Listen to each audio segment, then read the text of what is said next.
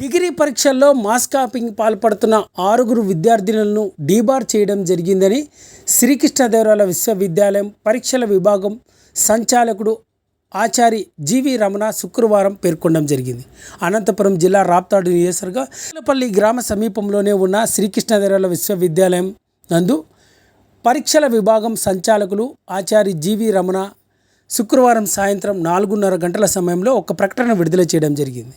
శ్రీకృష్ణదేవరాయల విశ్వవిద్యాలయం పరిధిలో శుక్రవారం ఉదయం నిర్వహించిన డిగ్రీ పరీక్షల్లో 2-6 సెమిస్టర్ పరీక్షల్లో మాస్ కాపీకి పాల్పడుతున్న 6 విద్యార్థులను డీబార్ చేయడం జరిగిందని శ్రీకృష్ణదేవరాయల విశ్వవిద్యాలయం పరీక్షల విభాగం సంచాలకులు ఆచార్య జీవి రమణ శుక్రవారం సాయంత్రం 4:30 గంటల సమయంలో ఒక ప్రకటనను విడుదల చేశారు.